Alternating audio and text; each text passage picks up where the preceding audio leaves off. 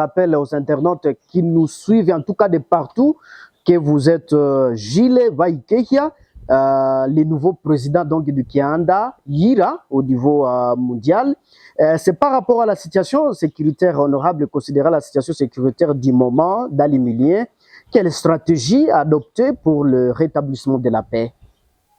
Oui, c'était largement discuté dans la conférence, mais on a noté que pour parler de la paix, nous devons privilégier l'union entre nous. Parce que l'observation a été faite que l'ennemi exploite les espaces que les fils et les filles entretiennent entre eux. Quand les gens ne sont pas soudés, l'ennemi exploite les espaces-là pour déstabiliser la communauté. Donc, pour espérer faire la paix, nous devons privilégier l'union entre tout le monde, tous les fils, toutes les filles de notre communauté. De toutes les tendances que ce soit les politiques, les églises, la société civile et tous les autres, les scientifiques, on doit parler et discuter ensemble. Mais aussi, on doit mettre les moyens ensemble. Parce que faire la paix suppose qu'on ait des moyens pour le faire.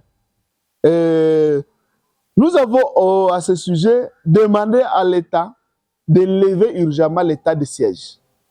Parce que nous ne sommes pas d'accord de continuer à vivre dans la limitation de notre liberté pendant plusieurs années.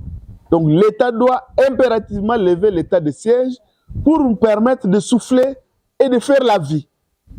Nous ne saurons pas continuellement rester dans la limitation des libertés qui étouffe notre vie, notre épanouissement.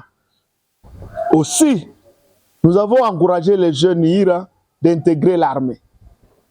Parce que qui veut la paix prépare la guerre.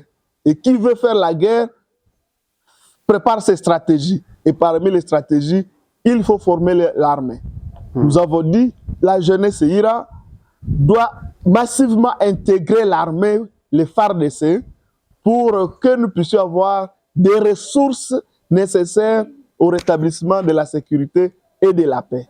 Nous avons par la même occasion encouragé le gouvernement à promulguer, disons au président de la République, à promulguer la loi sur les réservistes.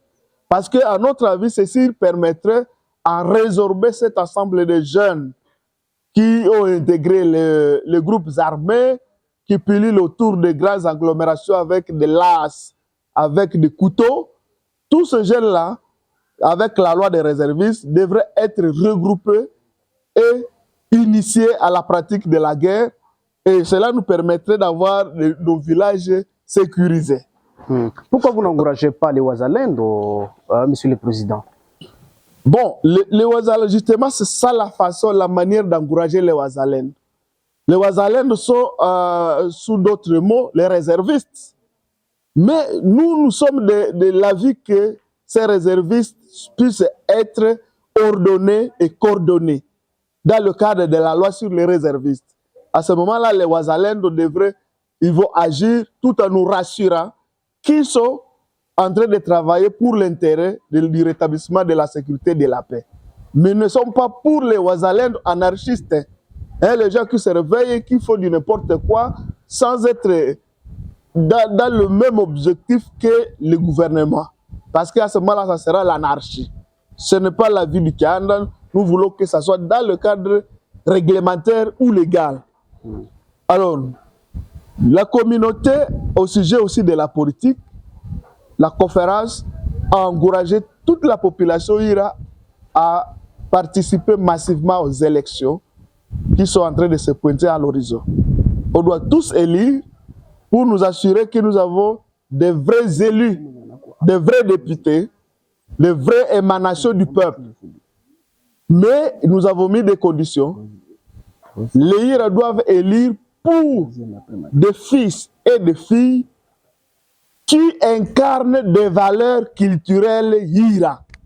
Nous avons dit, tout celui qui est élu du peuple doit traduire les valeurs de notre communauté de façon qu'il doit communier, intégrer l'organisation communautaire, il doit être dans le Kianda, il doit être dans toutes les autres activités communautaires comme fils et filles. Ils n'ont pas se comporté comme un électron libre, tout simplement parce qu'il a eu le mandat du peuple. Donc, que la population soit rigoureuse face aux candidats et de ne voter que celui-là qui fait preuve de maîtrise des valeurs culturelles. Voilà la recommandation de la conférence par rapport à la question des élections. Nous avons ensuite, par rapport à l'organisation interne de notre association du Kianda, nous avons pensé que les statuts, les textes réglementaires de notre association sont plus ou moins obsolètes et qu'il faille le réorganiser, le réarranger de manière à le rendre compatible avec la nouvelle dynamique de gestion de l'association et de la communauté. C'est pourquoi une commission a été mise en place pour retravailler ces textes-là et les mettre dans la dynamique de l'union de tout le monde. Et ce ne sera plus un Kianda du Grand Nord, mais c'est un Kianda qui est en parfaite collaboration avec tout le monde et les textes doivent s'adapter à cette réalité-là. C'est pourquoi nous avons mis un comité de transition qui va devoir suivre ces travaux et qui va travailler pendant 6 mois. Oui, honorable Jules Baïkéa, vous êtes le 3e donc, président, 2e président donc, pendant les élections, après Père Vincent Mathios, paix à son âme. Monsieur le Président, quelle est votre mission réellement à la tête de cette association du Kianda Ira? Oui, je conviens qu'elle est difficile. Parce que ma mission principale, c'est celle qui m'a été donnée par la conférence, c'est rendre les textes compatibles, comme je l'ai dit, avec la réalité de l'Union, mais aussi arriver à fédérer toutes les filles et tous les fils du monde à travailler ensemble. C'est une tâche lourde. Et la deuxième mission, c'est réussir la mise en place de ce dialogue permanent entre les Kianda, l'Église et l'État. Voilà les 3 grandes missions que je suis appelé à conduire. Il s'ajoute des missions, je dirais, subsidiaires. C'est notamment les projets comme la construction du Centre international de la culture Ira, où je dois m'investir dans la sensibilisation pour que tout le monde puisse donner sa part de contribution pour que ce projet-là soit une réalité. Voilà. Je suis conscient que c'est difficile, mais je me dis que ce n'est pas impossible avec l'appui et le concours de tout le monde. Oui, avant de finir notre entretien, Monsieur le Président, quels sont vraiment les défis auxquels le Kianda Ira est confronté? Le premier grand défi, c'est la culturation de l'Ira. Certains ont tendance à se refuser leur propre identité. Certains Ira ont tendance à s'assimiler à d'autres communautés parce qu'ils ne sentent pas l'estime de leur propre communauté. Et ça nous fait un très grand défaut. Ça ne nous permet pas de mettre les esprits, les réflexions ensemble. Le deuxième grand défi, c'était la division. C'était la division entre les frères et sœurs. Et donc, comme vous avez vu, il y avait les Kianda ici, les Kianda là-bas, et les gens avaient choisi pour une autonomie de leur gestion. Mais ça, c'est un défi. S'il faut choisir que tous ces gens-là reviennent autour d'une unité de coordination, une seule unité de coordination, c'est un grand défi, mais je crois qu'on va y arriver. Et l'autre défi, c'était cette mauvaise perception qu'on avait du Kianda. Parce que les uns pensaient que le Kianda était en discorde avec l'Église, avec les pratiques religieuses, et oubliant que la vie de la population reposait sur 3 piliers importants. Le pilier coutumier, le pilier religieux et le pilier étatique. Donc, nombreux d'entre nous ont carrément déjà abandonné leurs coutumes, ont déjà oublié qu'il existe la coutume qui doit aussi fonctionner pour leur survie.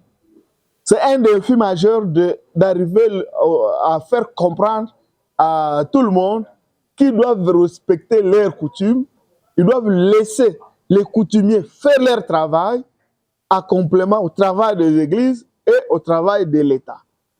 Nous allons nous mettre au travail par rapport à ça, mais nous savons que bon, ça ira un peu lentement pour que tout le monde comprenne que le coutumier doit faire son travail et de manière libre. Il doit avoir les mains libres pour le faire. L'État ne doit pas l'entraver, l'Église ne doit pas le diaboliser. On doit arriver à faire comprendre à tout le monde que chacun doit faire travail pour l'intérêt de IR. Oui, Mutunga Gile Vaïkeya, quel souvenir avez-vous au père Vincent Machozi, qui fut en tout cas le président du Kianda Yira au niveau mondial? Père Vincent Machozi, c'est mon formateur. Père Vincent Machozi, c'est mon modèle. Père Vincent Machozi, c'est un visionnaire. Parce que à l'école de Vincent Machozi, nous avons pu comprendre les enjeux nationaux, les enjeux régionaux et les enjeux internationaux de la sécurité. Tout ce qu'il a prédit, c'est arrivé. Malheureusement, il a été mal compris. Donc, nous avons dit que nous allons continuer ce combat. Voilà pourquoi, en dépit de toutes les charges que nous avons accepté la responsabilité de présider au Tchad comme président pour que la vision Vincent Machozi demeure et que cette vision-là puisse être une réalité. Celle d'amener tous les IR à prendre conscience de leurs valeurs, de leur capacité de s'émanciper. Et ça, nous allons y travailler de plein pied jusqu'à ce que Vincent Machozi, là où il est, soit fier de nous avoir formés. Oui, avant de finir, avez-vous un message donc à la population, donc au IRA, au niveau mondial, donc de partout où vous êtes en tout cas suivis? Je vais rappeler cette valeur cardinale de l'union. D'abord, que tous les IRA soient conscients qu'ils ont le devoir de participer à la construction de leur communauté, à la valorisation et à la promotion de leurs valeurs. Ça, c'est un. Deuxième élément, tous doivent contribuer à moyens pour que la vision Vincent Machozi, la vision du Kianda puisse être matérialisée. Et le troisième élément, c'est que nous devons tous, et alors tous, nous mettre pour la promotion de notre langue. Parce que toute communauté qui a perdu sa langue, elle a perdu non seulement son identité, mais aussi elle perd ses repères historiques. Donc nous devons nous joindre tous pour faire cette campagne de la promotion de notre langue, pour que nous puissions être respectés ici et ailleurs. Nous sommes pratiquement à la fin de notre entretien. Je rappelle aux internautes que vous êtes à Mutunga Gile Vaïkeya, le nouveau président du Kianda Yira au niveau mondial, mais également secrétaire général de l'AVRP, parti cher à son excellence Mouindo Onzangi. En tout cas, nous vous disons merci d'avoir accepté volontairement notre invitation sur la chaîne Léonjo Léo. C'est moi qui vous remercie. Je suis Mwana Mpenzi Manzekele à la présentation. Ne manquez pas de vous abonner pour ne pas rater de nos prochaines publications. Au revoir.